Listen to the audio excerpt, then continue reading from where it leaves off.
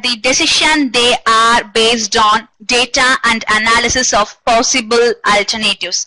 But in reality, our emotions greatly influence and in most cases determine our decisions. To deal with such emotional marketing in email, we have our humorous speaker, Mr. Andrew Tarvin, humor engineer, to talk more on email evaluation with humor ideas. He is the world's leading humor engineering, teaching people how to get better results with having more fun. He has worked with thousands of people at 200 plus organizations including P&G, GE and Microsoft. Combining his background as a project manager at Procter Gamble with his experience as an international comedian, Andrew's programs are engaging, entertaining and the most important, effective. He is a best-selling author, has been featured in the Wall Street Journal, Forbes, TEDx, and has delivered programs in 50 states, 18 countries, and 3 continents. So, no further delay, we will call upon Mr. Andrew Tarvin for giving up the presentation on email evaluation with humor ideas. So, Hi, Mr. Andrew Tarvin. Now the stage is all yours. You can start up your presentation. Things to share a little bit first about my background, just to kind of frame the conversation for us today. Probably the most important thing to know about me is that I am a nerd. And if you're wondering what type of nerd, the answer is yes. Computer, math, sci-fi, Dungeons and Dragons, Star Wars, Star Trek, Starbucks, all of them. But most specifically, I'm an engineer. And as an engineer, I've always been obsessed with efficiency, doing things as efficiently as possible. In fact, I was born 3 weeks early. So apparently, even in the womb, I was like, I don't need a full 9 months. I'm ready to go right now. In school, I decided that smart for me was getting a 93% in all of my classes, because a 93% was the lowest grade you could get and still get an A. And it got to the point that if I got a 94, 95, or worst case scenario, 100%, I was upset because it meant that I did more work than I had to do. So I went to The Ohio State University in the United States and got a degree in computer science and engineering. And after I graduated, I started working as a project manager at Procter Gamble on IT-based projects. And it was there that I realized that there's a difference between being efficient and being effective. For example, in things like emails, I want to send an email that is like, do this thing, right? That's very efficient. But instead, you have to send emails that are like, hey, so-and-so, I hope you had a great weekend. Anyway, I was hoping you could do this thing by this date for this reason. I'll see you at the happy hour later. Thanks, best, cheers, regards, sincerely, yours truly, XOXO. Right? And that's not very efficient, but it is long-term more effective. And that's what we have to do with humans, because you can't be efficient with human beings, because humans have emotions and feelings, and I'm told you don't have to put those things in quotes, but those emotions and feelings impact the way that we are able to work. And when something goes wrong with the computer, you get an error message. When something goes wrong with a human, you get feelings or tears. And those are a lot harder to Google. And things would be a lot easier if humans came with error messages, right? Like if you were working a little bit too hard, if you were stressed out, it would just pop up, warning, system overload. Please restart by taking a nap. Or some error messages you wouldn't even have to change, like say you're out flirting with a waitress and she's not really feeling it, it would just pop up error, unable to establish connection to server. Right? Things would be a lot easier. But instead, we have to be effective with humans. And one way that we can really be effective more with people is to use things like humor.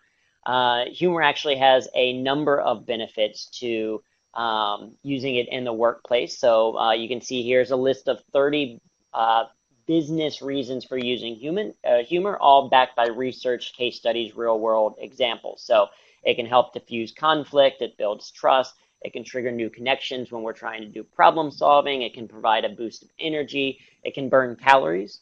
In fact, 10 to 15 minutes of laughter can burn as many calories as 5 minutes of aerobic exercise, 10 minutes of dancing, or 15 minutes of milking a cow. So if you're milking cows for exercise, you can stop and just laugh instead. But what we're going to be focusing on today is how we can use humor specifically within communication and even more specifically within email. But as I started to learn about these benefits, I started my own company called Humor That Works, first part-time and then eventually full-time, and have been running it for the past 6 years, where we focus on working with teams, individuals, and organizations on how they can use humor to be more effective. And this, takes place in the terms of content marketing for groups, doing consulting, helping them write more humorous copy, building out programs, trainings, and a big focus on training individuals on how to be funny, because humor is a skill, which means it can be learned. And so what we're going to talk about today are some of those traits that we can use, particularly with emailing people. Now, if we are talking about humor, it's important to start first with the disclaimer. So if you could read all of that and hit I accept.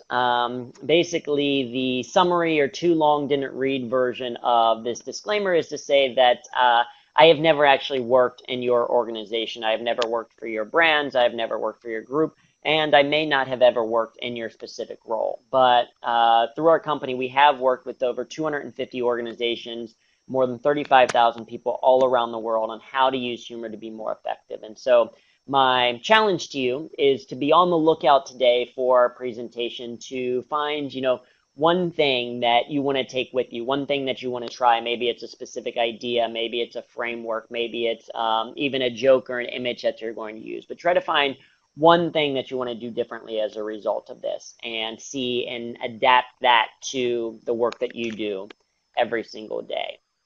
Now, if we are talking about email, right, important for us to start to talk a little bit about the background of email.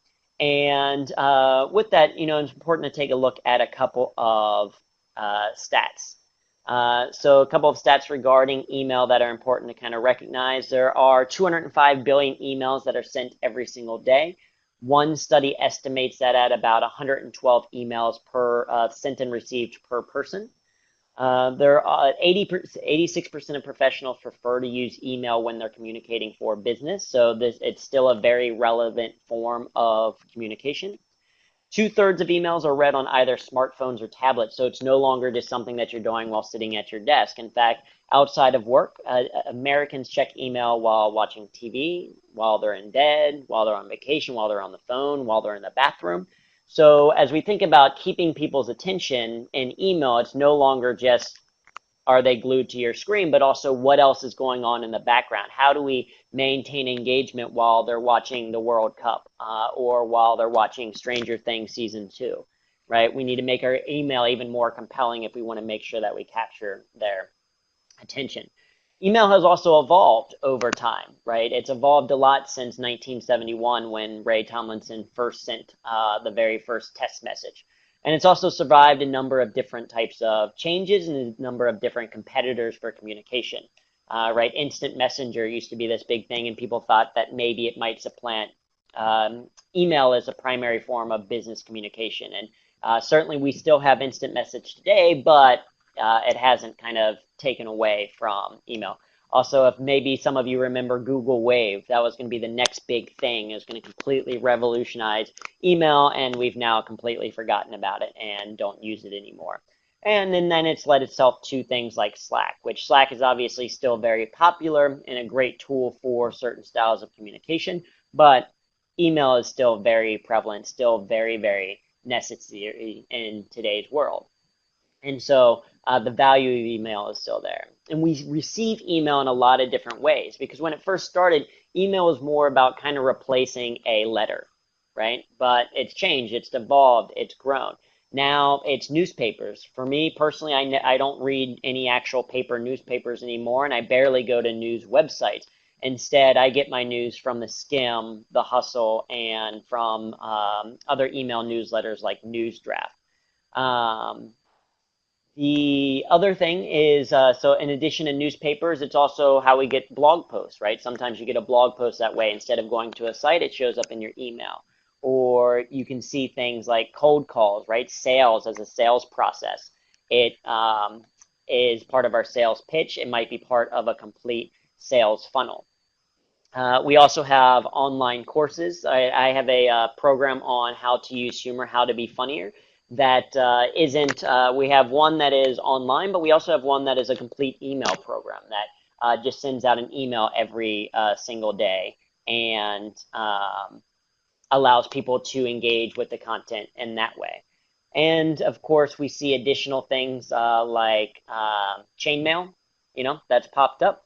And then, of course, we have to deal with all the spam that comes through. So the question is, with all of these different types of email, how do you actually stand out? How do you get people to consistently want to engage with your email, with your brand?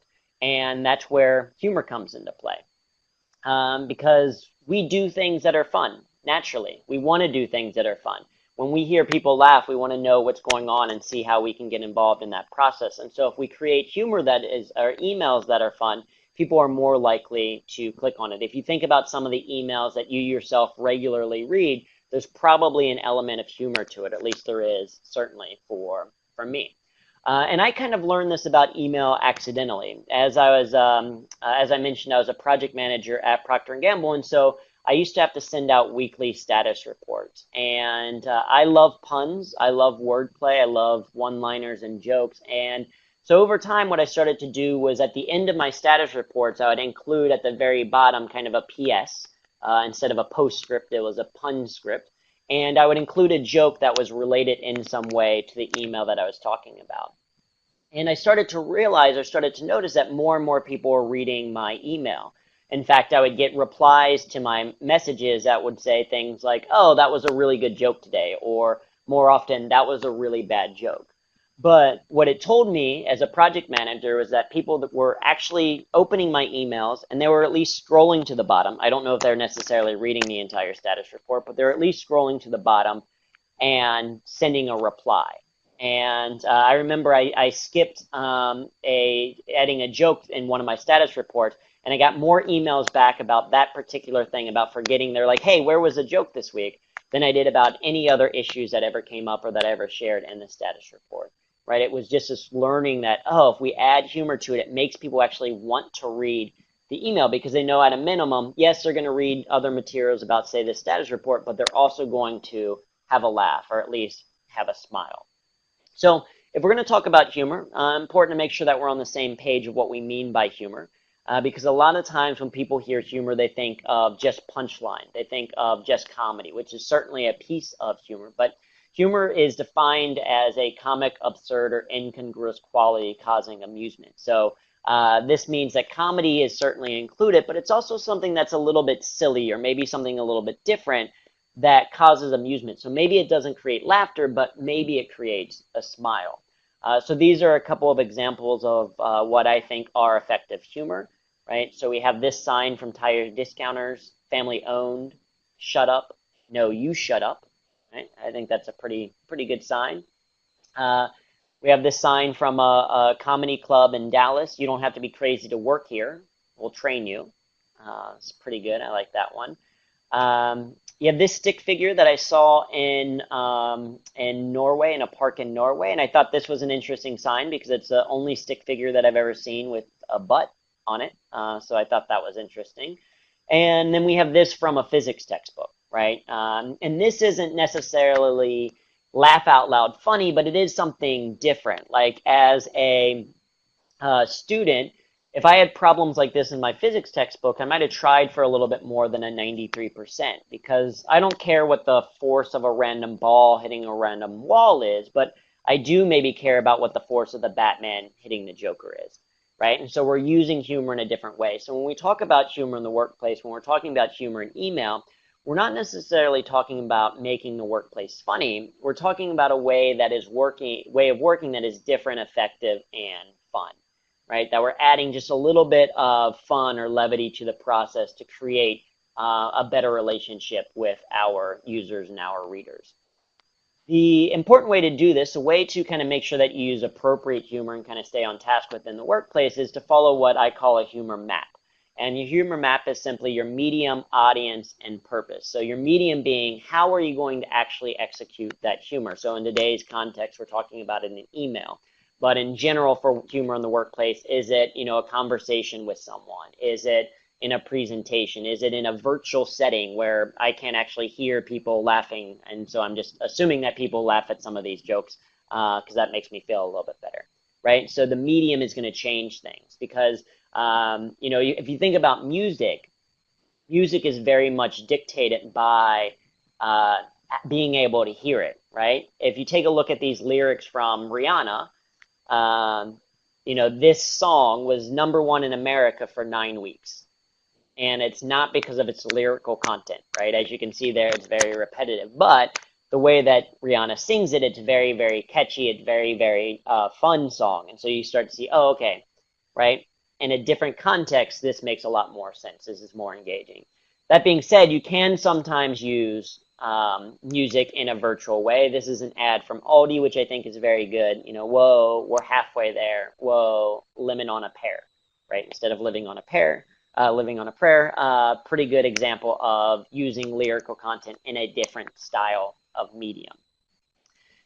The second thing to understand about your humor map is your audience, and this is who is going to be receiving that humor, because what they know, what they need, what they expect, that's all going to dictate what they kind of see as being appropriate humor. Also, what is your relationship to them? You know that a joke that you say with a friend might be very different than a joke that you might say with someone that you've met for the first time, or in an email that you're sending out to all of your potential customers.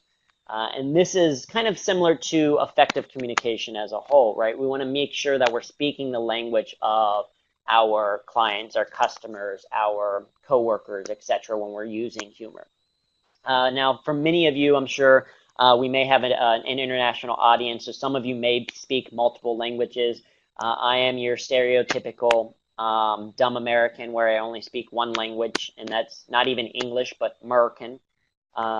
Although I will say I know a little Italian. His name is Tony, but I don't speak any other languages. And I remember I was in France for some work a couple of years ago, and I decided, I want to try to have an entire interaction in French. I've been here for a week. I want to try to have a full interaction, and so I decided that I was going to try to talk to a barista. I was in a cafe, and I was going to try to order completely in French. So I looked up in a French to English dictionary how to say I would like a croissant and a bottle of water.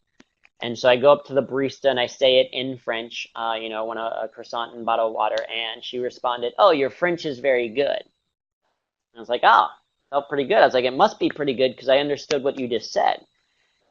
And then I realized she said it to me in English, and in fact was making fun of me. And that's when I learned that if you want French people to speak to you in English, not in French, then you just butcher their language so bad that they refuse to hear any more of it, right? So when we're thinking about humor, it's important to be able to speak the right language, knowing our audience and what they know, what they need, what they expect. And then the final reason, or the final piece of the humor map, is your purpose. And this is, why are you using humor? Because using humor just for the sake of fun is okay, but really it's more beneficial when you have when you're using it for a specific kind of reason or to solve a specific type of problem or challenge. And this is what we focus a lot on with Humor That Works, is training and working with groups on what their specific challenges are. When it comes to email, there's three kind of main ways that we're going to talk about using humor, and three main reasons for using humor within email. And the first reason that we can use humor in email is to get people to pay attention. Humor is really good for getting people to kind of stop. It's a form of pattern interrupt, where you kind of stop and go, stop going about your day to kind of take a little bit more of a look, to take a little bit more of a focus on something. For example, this sign from a store, hours of operation, 7:56 to 2:04. Instead of just 8 to 2, specificity is a little bit incongruous. It's something a little bit different that we're not expecting, so we pay attention to it a little bit more. Or, for example, we also have this copy from whogivesacrap.org, delivered to your door. Well, not your front door to your front door to your bathroom door would be creepy, right? You have this picture of a cat where it stands out a little bit and you pay attention a little bit more to what's going on the screen. You have this is a great ad from a magazine. Are you in the wrong job? Right? The fact this is visually incongruous. Something stands out. The little dog, his feet just hanging there, kind of stands out, and so we pay attention more closely to the particular idea. And so we can do that same thing with email, particularly with things like email headlines. So these are a couple of humorous headlines that I enjoy. So this first one was from a vase retailers and says, sometimes all you need is a phase lift, right, instead of a facelift. Something a little bit more compelling. Deals that make us proud, unlike our nephew Steve. I feel like that's a good one, old one from Groupon. And then also where to drink beer right now. And this was sent at 6:45 a.m. on a Wednesday, right? So that's going to catch your attention. If you're going through your email, your business email in the morning, it says where to drink beer right now, you're going to pay a little bit more attention to that. And one of the things that you can kind of notice from each of these is that they still kind of speak to what's going to be in the email, right? A good subject headline covers what's going to be in the actual email itself, so you know kind of what it is that you're getting.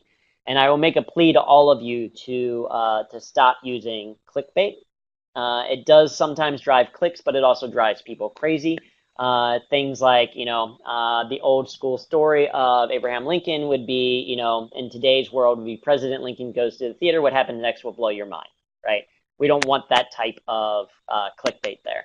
Also, sometimes when I give this presentation, people kind of groan at this idea. And my question is it too soon to make a Lincoln joke? I mean, that was, over 100 years ago, 200 years ago at this point, maybe 150, right? But all of this is to say, please stop using clickbait. If you want to actually work on incongruity, if you want to figure out a tool or a way to do that, there's a simple exercise called a replacement exercise. And this can be a good way for working on how to add a little bit of humor to your subjects. If you take the subject or any sentence that you want to humor, you put it in at the top. So for example, as a project manager, as I mentioned, I used to send out status reports. And so you might say, project status report for this date for this project. That might be the sentence. Then you can kind of pick a word or two to change. And then think of alternative, more interesting ways to say that word. So when we do in-person events and we're taking a break, instead of saying we're going to take a 5-minute break, sometimes we'll say, we can take the word 5-minute and find more interesting ways to say 5 minutes. So you could say, 1/12 of an hour. You could say 300 seconds. You could say V minutes if you're going to use Roman numerals, I guess. Right, but what we do is we say we're going to take a 300-second break. That's 5 minutes, right? And it's just something, again, it's not hilarious, but it is something incongruous, something a little bit different to get people to pay attention. So for me, instead of sending out a project management status report for May or whatever today's date is, for July 12th, 2018, what I would send is PM log, star date, and then calculate the actual star date, because I had a lot of Star Trek fans that worked for me. And so that was just a different way. So when they're going through their email and they see star date and the actual star date listed, that's going to make them pay attention a little bit more, right? So a simple replacement exercise. Think of your email subject that you want to use, pick 1 or 2 words that you could potentially change and make more interesting, and then create the new sentence using that word. Next reason that we can use humor is to improve understanding, is to help people understand things a little bit better. So this picture here is a picture from a show that was done at a theater here in New York City at Caveat. And the woman on stage is an astrophysicist. And she did a presentation on astrophysics. And the way that she explained these complex ideas is she explained them by relating them to sci-fi movies. Or more accurately, she ruined sci-fi movies with real science, but in a way that got us to actually learn things. So for example, she talked a lot about Star Wars and how there's a lot of things in Star Wars that aren't scientifically accurate. Like there are no explosions in space because there is no oxygen. You can't physically see laser beams as they're being shot out. And unfortunately, the Force is not real. Although I do disagree a little bit with that last one, because I use the force every single time I walk through automatic doors. I pretend to use the force to open doors. And if that's not something you're doing, you're missing out on one of life's greatest joys, is to pretend to be a Jedi when walking through an automatic door, right? But she related it to something that we all know, some pop culture that we all might understand a little bit better, to help improve our understanding. And we can do that in our emails as well, and in other ways. This is a visual. This is an example of a doorway into a math classroom, right? A very simple, easy way to start to explain angles. This next one is from a dentist's office, right? Sharing and explaining what it is that they do using Gollum from Lord of the Rings. And that image on the right is a little scarring. I will admit that you sometimes remember that image for a little while with the weird smile that he has. Right, but we can use these images as a way to create more compelling content to improve understanding. One person that does this pretty well, one of my favorite newsletters, one of the emails that I read every single week, is No Mercy, No Malice. This comes from Scott Galloway. It's a weekly newsletter email where he shares his thoughts and ideas on life. This particular visual comes from a post that he did a couple of months ago on happiness. And this is a very kind of complex drawing that we see here, but basically each one of these graphs, he goes through and explains in more detail as you read the newsletter. And certainly he didn't necessarily need them to make his point, but each time they came up, it created a little bit of a refresher, and the smiley face kind of helps you remember some of these ideas, right? And so drinking, equating that, whether or not that actually leads to happiness or not. And overall happiness dips, this graph suggests that happiness dips in your 30s, right? Because 20s, everything is great and it's going well. 30s becomes harder, but then as you start to get older, you start to settle into finding the things that you really like. These visuals help to tell that story, and the fact that they're drawn, hand-drawn, adds to kind of the incongruity element of it as well. The nice thing about visuals is that it can be an easy way to add humor into your presentation or into your emails, because one of the things about humor is that you don't necessarily have to be the creator of humor. Instead, to use humor in the workplace, you can be the shepherd of humor. You can find interesting images and then share them out. I will tell you that I did not take this picture. I did not go to Sri Lanka. I do not know this shepherd or any of these goats. And yet I'm still able to use it in a presentation, making sure that I still give proper credit, right? This is a Creative Commons licensed image that I can use. You can also use things like GIFs or GIFs, depending on how you want to say it. That can be a great effective way to use a visual in an email, is now you can insert those and share them, right?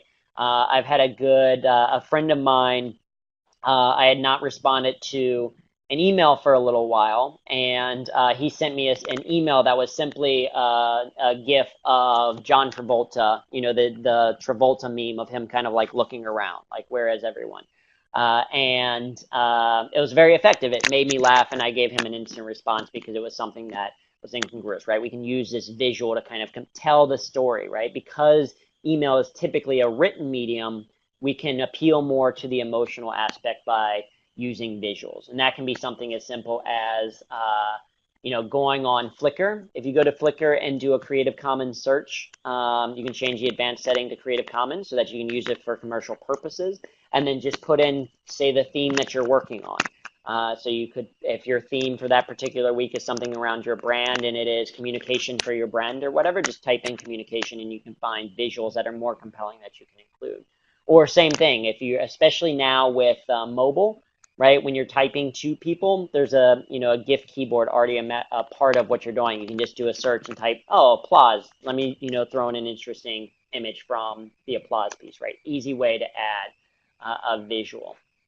And then the final reason that we're talking about today of how you can build brand relationships is for using humor, is to build brand relationships, is to help build strong connections. Because when we laugh, when we smile, we release endorphins, and then we associate the positive feelings that come from those endorphins with whatever made us laugh, right? So it could be an email and a brand that we associate with, or it could be a person or a coworker.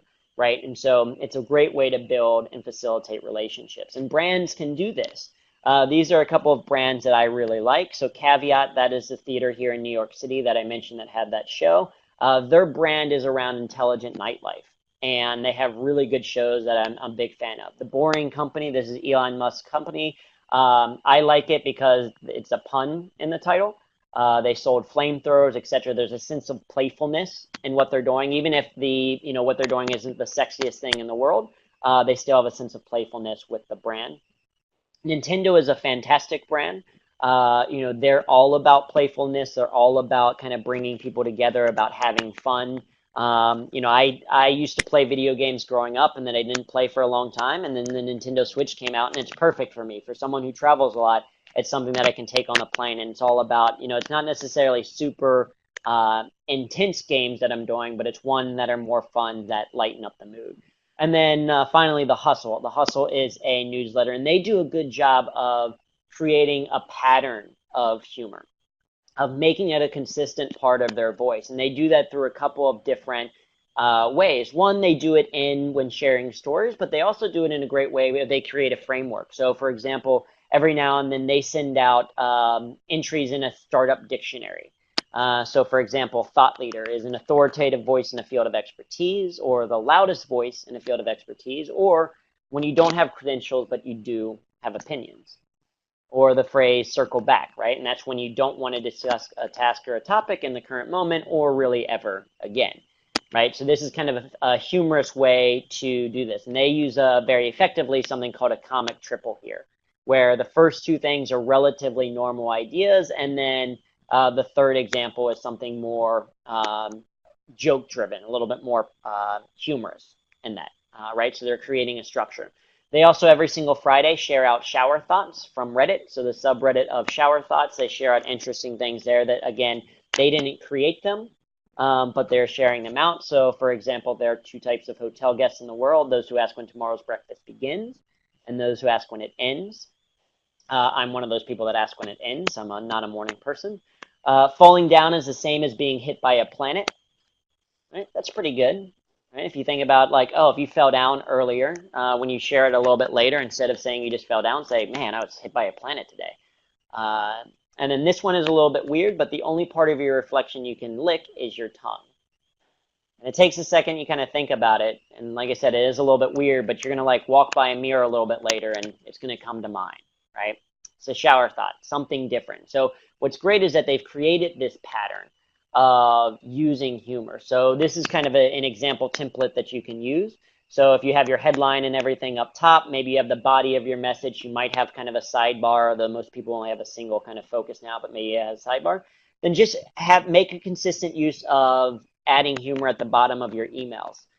This could be in the form of kind of like the startup dictionary like The Hustle does, or it could be in the form of like a PS like I used to do.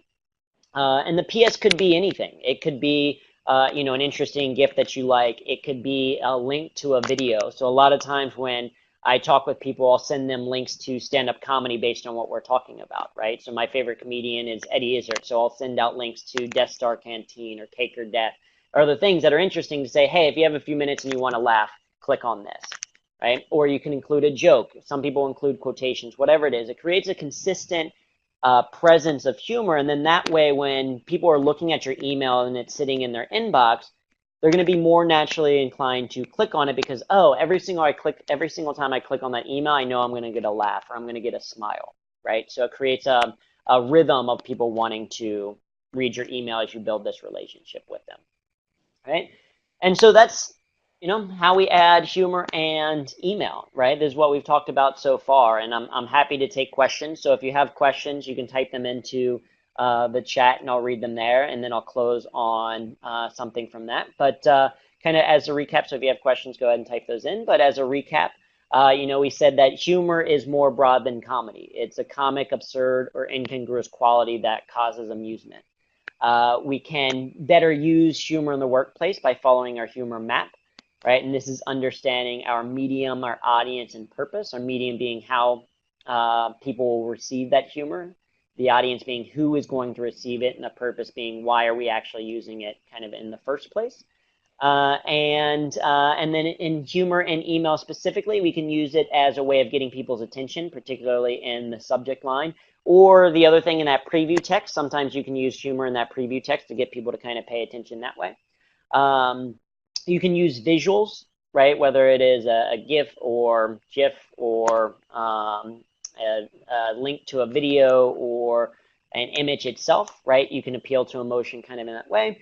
And you can use patterns over time. A consistent use of humor will make the process a little bit easier, right? With that being said, there's still a few more minutes for questions. If you have questions, certainly feel free to enter those.